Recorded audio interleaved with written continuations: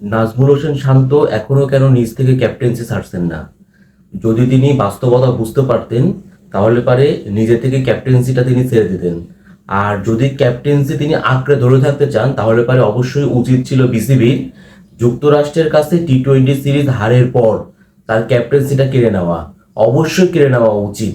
বিশ্বকাপে যদি বাংলাদেশ দলের ভরাডুবি ঠেকাতে হয় তাহলে পারে শান্তর কাছ থেকে এখনই সময় ক্যাপ্টেন্সি কেড়ে নেওয়া। টি-20 র্যাঙ্কিংয়ে যুক্তরাষ্ট্রের অবস্থান কোথায় জানেন? তাদের অবস্থান 19 এবং এখন পর্যন্ত তারা যে টেস্ট খেলুড়ে দেশের বিপক্ষে এর আগে জিম্বাবুয়ের বিপক্ষে একটা মাত্র ম্যাচ খেলেছিলেন, সেই ম্যাচটাই কিন্তু তারা হেরেছিল। এই প্রথমবারের মতো টেস্ট খেলুড়ে দেশ মানে অভিজ্ঞ দেশ হিসেবে বাংলাদেশের বিপক্ষে তারা সিরিজ খেললো এবং 3 ম্যাচের সিরিজে প্রথম 2টা ম্যাচ তারা কিন্তু জয় পেয়েছে, মানে সিরিজটা তারা কিন্তু নিশ্চিত করেছে। বাংলাদেশ ক্রিকেটের জন্য যে এটা কত বড় একটা লজ্জা, র্যাঙ্কিংয়ের 19 নম্বর দলের কাছে অনভিজ্ঞ একটা দল, এবং তারা কিন্তু এখন পর্যন্ত মাত্র 26 থেকে 27টা টি-20 ম্যাচ খেলেছে। এই দলটার কাছে প্রথম 2টা ম্যাচেই বাংলাদেশ দল হেরেছে। প্রথম ম্যাচটায় হারলো 5 উইকেটে, দ্বিতীয় ম্যাচটায় হারলো হচ্ছে 6 রানে। মানে কি বলবো যে বাংলাদেশ ক্রিকেটটা যে কোথায় চলে গিয়েছে।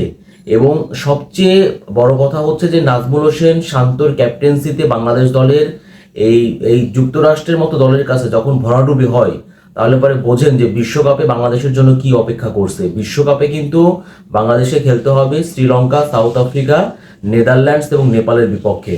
তাহলে যে যুক্তরাষ্ট্রের কাছে বাংলাদেশ দল পাত্তা পাচ্ছে না, প্রথম 2টা টি-20 ম্যাচে হেরে গেল, তারা আসলে বিশ্বকাপে কতটা ভালো করবে। সবচেয়ে দেখার বিষয় হচ্ছে যে বাংলাদেশ দল মাঠের যে পারফরমেন্সটা, এখানে 3টা বিভাগেই কিন্তু ব্যর্থ। নাজমুল হোসেন শান্ত তিনি নিজে তো সঠিকভাবে ক্যাপ্টেন্সি করতে পারছেনই না, এবং পুরো দল আপনি যদি দেখে থাকেন যে ব্যাটসম্যানরা দায়িত্ব নিতে পারছে না, আজে বাজে শট খেলে আউট হচ্ছেন। মানে মনে হচ্ছে যে তারা না অনেক বিশ্বের নামি দামি সেরা তারকা বোলারদের এগেনেস্টে তারা ব্যাটিং করছে, যেভাবে তারা উইকেটগুলো উপহার দিয়ে আসছেন, যেভাবে তারা আউট হচ্ছেন। আবার যদি আমরা আমাদের বোলিং ডিপার্টমেন্টকে দেখি তাহলে পারে খুব এলোমেলো বোলিং করছেন। মানে এখানে যদি দেখেন, আপনি যদি দেখেন যুক্তরাষ্ট্র দলে কোরি অ্যান্ডারসন ছাড়া আসলে ওই রকম কিন্তু তারকা খেলোয়াড় কেউ নেই বললেই চলে। তাদের এগেনেস্টে যদি বাংলাদেশের বোলাররা ঠিকমতো বোলিং করতে না পারেন তাহলে পারে সাউথ আফ্রিকা, শ্রীলঙ্কা তাদের এগেনেস্টে কি বোলিং করবেন। আবার যদি ফিল্ডিংটা আমরা দেখে থাকি, ফিল্ডিংটাও কিন্তু বাংলাদেশের একদম বাজে হচ্ছে, ছন্ন ছাড়া একদম ফিল্ডিং হচ্ছে। তার মানে এই যুক্তরাষ্ট্র সফরে স্বাগতিকদের বিপক্ষে যে টি-20 সিরিজটা বাংলাদেশ দল খেলছে, প্রথম 2টা ম্যাচে কিন্তু আমরা দেখেছি বাজে ব্যাটিং, বাজে বোলিং এবং বাজে ফিল্ডিং, 3 বিভাগেই কিন্তু বাংলাদেশ দল ব্যর্থ। এবং যে কথা বললাম যে শান্ত যে ক্যাপ্টেন্সিটা করছে, শান্তর ক্যাপ্টেন্সিটা একদম জঘন্য ক্যাপ্টেন্সি হচ্ছে। তিনি নিজেও এরকম পারফর্ম করতে পারছেন না, দলকেও তিনি কিন্তু সঠিকভাবে পরিচালনা করতে পারছেন না। তো যুক্তরাষ্ট্রের কাছে টি-20 সিরিজ হারাটা বাংলাদেশের জন্য খুবই লজ্জার।